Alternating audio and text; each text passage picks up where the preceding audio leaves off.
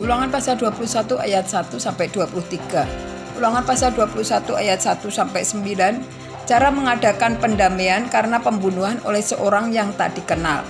Apabila di tanah yang diberikan Tuhan Allahmu kepadamu untuk menjadi milikmu, terdapat seorang yang mati terbunuh di padang dengan tidak diketahui siapa yang membunuhnya, maka haruslah para tua-tuamu dan para hakimmu keluar mengukur jarak di kota-kota yang di sekeliling orang yang terbunuh itu.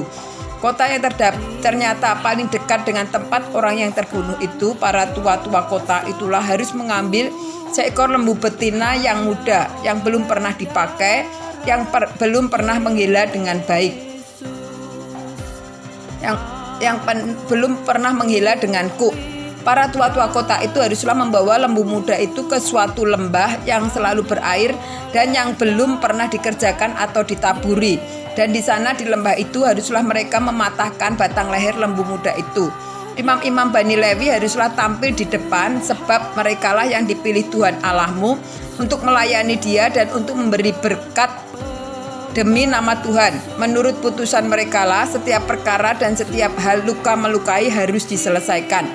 Dan semua tua-tua dari kota yang paling dekat dengan tempat orang yang terbunuh itu haruslah membasuh tangannya di atas lembu muda yang batang lehernya dipatahkan di lembu itu. Dan mereka harus memberi pernyataan dengan mengatakan, tangan kami tidak mencurahkan darah ini dan mata kami tidak melihatnya. Adakanlah pendamaian bagi umatmu Israel yang telah kau tebus itu, Tuhan, dan janganlah timpakan darah orang yang tidak bersalah di tengah-tengah umatmu Israel. Maka karena darah itu telah diadakan pendamaian bagi mereka. Demikianlah engkau harus menghapuskan darah orang yang tidak bersalah itu dari tengah-tengahmu, sebab dengan demikian engkau melakukan apa yang benar di mata Tuhan. Ulangan pasal 21 ayat 10 sampai dengan 14. Tawanan perempuan yang diambil menjadi istri. Apabila engkau keluar berperang melawan musuhmu dan Tuhan Allahmu menyerahkan mereka ke dalam tanganmu, dan engkau menjadikan mereka tawanan, dan engkau melihat di antara tawanan itu seorang perempuan yang elok sehingga hatimu mengingini dia, dan engkau mau mengambil dia menjadi istrimu, maka haruslah engkau membawa dia ke dalam rumahmu. Perempuan itu harus mencukur rambutnya, memotong kukunya, menanggalkan pakaian yang dipakainya pada waktu ditawan, dan tinggal di rumahmu untuk menangisi ibu bapanya sebulan lamanya.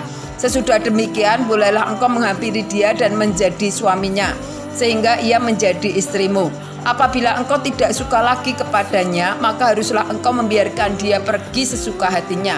Tidak boleh sekali-kali engkau menjual dia dengan bayaran uang. Tidak boleh engkau memperlakukan dia sebagai budak, sebab engkau telah memaksa dia. Ulangan pasal 21 ayat 15 sampai 17. Hak kesulungan.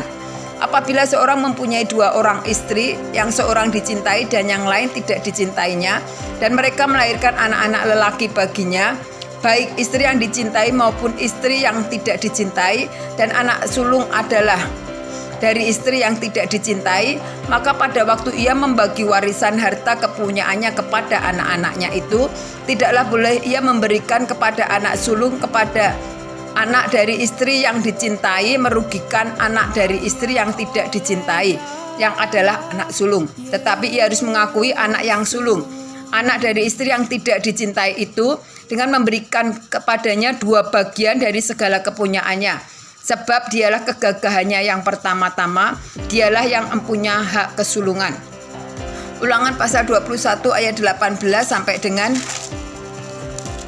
21. Anak yang durhaka.